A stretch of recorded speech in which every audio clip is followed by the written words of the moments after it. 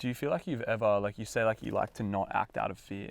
Like you like to act out of more love or whatever you were saying. It's like, have you ever been in a time period where you feel like you were acting out of fear? Yeah, 100%. When was that? Was there like is there a big block of time, or is it? Yeah, totally. I think I can definitely stage post different stages of my life, I suppose. I think for me, until I was like 18, 19, a lot of my life revolved around trying to validate who I was through,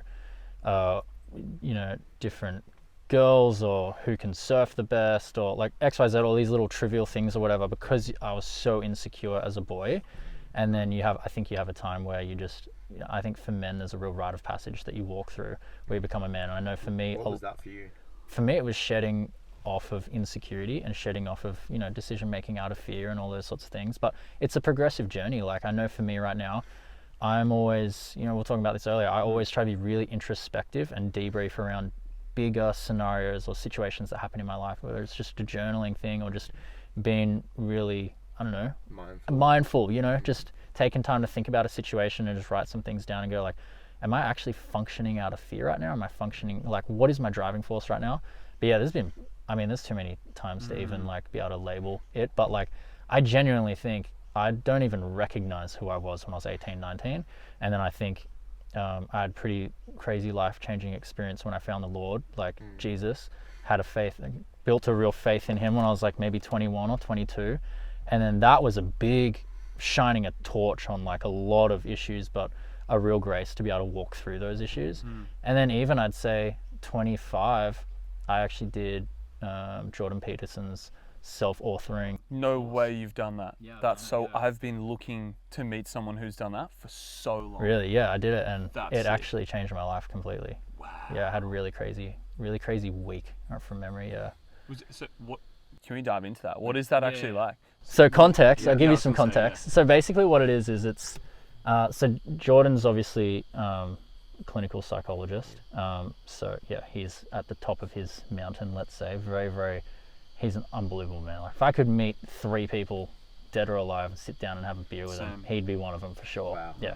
And that guy's like, he just turns boys into men. You know what I mean? Like he's probably he's like the worst misrepresented person on the planet right now probably, but anyway, such a great guy. But he's created this course, I think, with his team, where basically what it is it gives you I'll dive into the end of it, otherwise it's a lot. So basically what it is he gets you to write a lot, and so he asks you a really specific set of questions, and 2 of the questions that really stand out. And is this like are you on a Zoom call with him, or is this no. So this is a course he's designed? Yeah, it's a course he's designed. It's written out by I think him and a team of psychologists. Yeah, and and you go through it. So two of the main facets that really changed for me was define your dream life, your ideal life. What does that look like? And then the questions following that is, so you just write 1,000 words, whatever it looks like. I want to marry this girl, I want to live in this house, I want to be running this company, I want to be having this impact, I want to have this purposefulness in terms of the nature of how I operate, blah, blah, blah, blah. And then he goes, okay, now describe your life in 5 years if you don't do any of that. And it's like, whoa, that's really confronting. And then it's like, okay, now describe your life in 5 years if you take the right steps to do that. And so for me, it was a very, very big confronting moment where I went, wow, there's actually a lot of limiting beliefs that I have. And there are a lot of things that I'm doing that are leading to me not attaining this life because I'm being driven and steered in the wrong direction, because I'm saying yes to the wrong emotions or things that are coming up, or I'm, consciously pleasing people that I know I shouldn't be people pleasing in that way. I've got this insecurity that I'm struggling to let go of. I can't be honest with myself. I'm embellishing different things. I'm lying to people. I'm all that stuff. So for me now, off the back of that, I'm constantly debriefing myself. Have you been honest today? Have you been telling the truth? Have you been walking as a truthful man? Like how have you been? Like, you had that conversation with mum. Did you like the way that you carried yourself there? Oh no, maybe I don't. I'll just send her a text. Love you, ma. Like whatever it is, you know what I mean? Like all those sorts of things where it gets you to a point where you go, cool, this is the man that I'm proud of, and this is the man that I want to be. And I think it helps you to kind of like dictate that and get to a stage where you're like, cool, I'm on the track where I'm progressing into, not that it's even about, getting to that place in 5 years. It's just a progressive journey about being the man that you want to be. And that's the same with business, you know what I mean? Like business companies, all that kind of stuff. At the end of the day, it's all a puff of smoke, who cares? But it should make you the man that you desire to be through all of that stuff. So I think that was the biggest thing that JP taught me, was how to carry yourself as a competent person that can actually add to society, add value to, you know, my client base, customers, society as a whole, and then, you know, from that becomes impact, purpose. Not that I ever have a goal of influence, but it's nice to know that that could be a byproduct in a positive way. 100%. Yeah. I think it always is. Like, Yeah. if you're around people, people are going to see you and take note. And whether I you think influence so, them yeah. in a positive or negative way is ultimately up to them how they receive it. Yeah, but agreed. you can control your actions to try and steer it to a more positive way if you 100%. desire. I think everyone's influential in a sense, and I know JP has this thing he talks about is, you know, act as though you can learn something off everyone. And so for me, it's very much so, you know, meet someone and go, cool, that's the filter. Can I learn something off them? Of course I can. It's either learning what I can do better or learning what maybe not to do, you know what I mean? So 100%. it's both. But so yeah, everyone's influential, but yeah, definitely. But so I would recommend it to anyone. I think it's like, What's the process? How long does it go for? it probably took, it depends how long you take to do it. My biggest thing that I walked away from it was I realized that I had times where I wasn't being honest with myself. That was the biggest thing. Like, so now that's not one of my number one values is honesty, you know? So it depends, because you're writing a lot of it yourself. Yeah. I think So some it's of the up to you. questions, it's up to you. I think some of the questions, like, spend 20 minutes writing this, because I think it's important to go, this is the top of mind kind of stuff. Don't think too deeply about it. Just get it out. But again, it comes down to, like, how willing are you to be honest with yourself? You know, because you can lie to yourself and just keep staying in that spiral and whatever. But that was a definite, like, definitive time in my life where I went through that. It was crazy. I did that course literally that night. I, like, finished it, and I literally have never had this experience in my life. I wept for, like, Holy. yeah, it was crazy. It was so weird. I've never had that in my entire life. Like, I'm not really that emotional of a kind of person. I actually wish I was probably a bit more emotional sometimes. I'm like, oh, what am I, a little cry now or whatever, you know what I mean? But I just had that. And I remember I walked into my mate's house, like one of my really good mates, and I was chatting to him and I was telling him, and then he went out, and then his wife came in and was like, oh, what have you been up to today, this, that, and I was explaining, and I just started, like, weeping. It was so weird. I just started, like, crying. And it was like, yeah, it was this crazy release of emotion. It was almost like something just came off of my body, just emotionally, something just came out of me, you know what I mean? And literally it was just this crazy sense of freedom. And I remember waking up the next morning just feeling like a whole new person, almost, like, That's amazing. feeling like a heaviness had just lifted off me, and just, yeah, it was really, really cool. I think part of that was my faith in God and letting him father me through different things as well. But yeah, for the most part, I just walked away being like, holy crap, this is so sick. cool. Yeah. And it just changed everything. Yeah. What was your journey to faith like?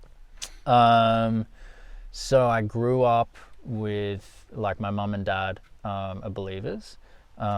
Maybe when we were growing up, it was more so a value-based type thing, a little bit pretty conservative, pretty traditional kind of vibe. And then, like, very, very long story short, finished school, had some really amazing friends that were also in church and all that kind of stuff. And for me, it was a lot of faith in church and in faith in the process and the system of Christianity or religion or, like, whatever. And then I think it must have been 2 years out of school, maybe, me and my best mate Josh, who you guys met yesterday doing the ice bath. Yeah, so it's quite a similar story in that sense. We very long story short, just had a really pretty radical experience where we just tangibly experienced the presence of God. What was that like, if you want to dive into that? Yeah, for sure. So we were, like, up north, like near Byron Bay, and we were away for a week doing some stuff up there, and he had a really crazy experience where he felt like he experienced the Holy Spirit and just tangibly felt God go through him and felt like water was running through his body. It was just really crazy stuff. And I was very, in that time, probably mental health wise, was, like, probably mentally struggling a little bit more, like struggling for purpose, feeling very insecure and fearful, and all these different things we just talked about. And I was very hungry for God to be real in my life. And so my prayer was like, God, if you're real, I'll surrender everything to you, but show me that you're real, you know? And so I think I was functioning a little bit as an orphan, you know, and a little bit was my representation of what I thought God was. I thought God was this big angry dude that was, like, hated us, and, you know, we're just these worthless sinners and this, that, whatever. And that's what I'd always felt like I'd heard growing up. And so, yeah, my perspective of who God was very warped, and therefore my perspective of who I was very warped. So my self-worth was pretty low and all of those things. And really, I was just a boy that was craving love and craving the approval of a father figure, or even, you know, a creator, you know. And so anyways, my buddy Josh, he had this crazy experience, and then the next week he's like, man, I need to tell you all this stuff, all this crazy things been happening. And he'd kind of been telling people, and people like, bro, you're whack, that's crazy, that stuff doesn't happen, that's not real, that's not for now, that's for back in the day, you know what I mean, like all this stuff. And I had a time where probably for a few months I was reading the Bible, and I was just reading it going like, man, if all this is real, then like, cool, like why do we not see none of this ever? You know, if like Jesus actually has this ministry where he goes out and literally is like healing people and casting demons out of people and all this stuff, and people are literally dropping everything they're doing and following this guy because they're getting this freedom that they've never had before, then like, why don't we have that now? You know what I mean? Like, but everywhere in the Bible it says like, go and carry on, you know, that same ministry, or go and imitate God, or go and, you know, do all these things, basically just saying, hey, like, you and God are now one, go and live a life of freedom. And I was like, well, I don't feel free. I don't see people get free that often. You know, I'd seen glimpses of it. And so I just started reading it, and then that kind of sparked a lot of questions, you know. And then my mate Josh has had this really radical experience with another guy who's now really one of our best friends as well, Keith. And this guy Keith is just preaching to Josh about, you know, the kingdom of God and what that actually looks like what our identity in Jesus can actually be and look like, and all these things. And then Josh has this really crazy radical experience, and then I'm like, he's telling me, and I'm like, dude, like, that's sounds like insane. Like, I'm not free. I know in my own heart I'm not free. Like, I'm a driven person, I'm all these things, but I'm not free, I'm bound. And he was like, well, let's just pray. So we just prayed together, and like, I had, probably the most life-changing experience I've ever had. We probably prayed together for like half an hour, and it sounds crazy, but like, I saw visions, and I almost felt like I saw visions of heaven and all these things. And the biggest takeaway from that, like, there was so much that went into it, but the biggest takeaway from that was I felt the tangible love of God for me for the first time. So for the first time, I felt like I had a father who said, I love you and I'm proud of you just for you being you. And so my biggest thing for so long was shame, right? So much shame and guilt. And that was the fruit of what I'd had in that really conservative, traditional type message of like, you're a sinner, this, that. Like, man, you get told you're a sinner all the time. You start to think, well, I'm a worthless piece of crap. Like, you know, shame hides in the shadows, you know? So for me, and shame doesn't just say, hey, what you've done is not good enough. Shame says who you are is not good enough. And so for me, I'm living this life of like, I'm not good enough. No matter what I do, I'm not good enough. So then it becomes, well, how do I validate myself? How do I get some form of confidence as a man? Like, do I need to get with that girl because everyone seems to think she's really pretty? Or do I need to like get a better job? Do I need to make more money? Do I need to get this status symbol? Do I need to whatever? And you see that in the world today, you know, people that aren't free use status symbols, use symbols to give themselves status, to get a level of power, driving cars we can't afford, live in houses we can't afford, and all this because we're not actually free inside, you know. And so that was the trajectory I was headed down. And then all of a sudden God intervened and was like, you're enough. Like, and I'm proud of you for you being you. Like, I've created you fearfully, wonderfully. I've created you perfect in my eyes. Like, you're wholly blameless because of the cross, you know. So anyways, had that experience, and it just rattled me to my core, and it really just changed who I was as a person, you know. And I think externally, but mostly internally. And yeah, there was a lot of other things that came off the back of that as well, which is a whole nother tangent. But that's sort of where the momentum started. That's where the momentum started for sure, because that's where I kind of realized like, oh, I actually have the ability to be like secure. I actually have the ability to be confident in God. I actually can walk in humility, and I can be proud of who I am as a man. I actually have the ability to be a man. I never even, growing up, I'd always felt like a boy. I had this thing, like I'd literally walk around. I remember like telling a mate this once where I was like 20, 21.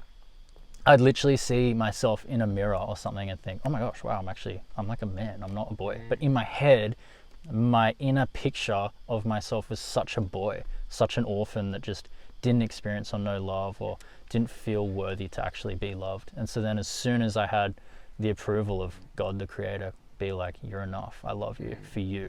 That's awesome, like, man. Don't have to build a business, don't have to do any of that, you're enough for you. I was like, but then that started the trajectory where I could then go and do all the things that I was really passionate about in my heart, you know. And like, there's a beautiful psalm that says, you know, delight yourself in the Lord and he'll give you the desires of your heart. You know, and so first it came just this delighting myself in the Lord and having this relationship with Jesus, which is just the most beautiful thing to me on earth. and then from that stems all these other, amazing things, so that was the start of the moment.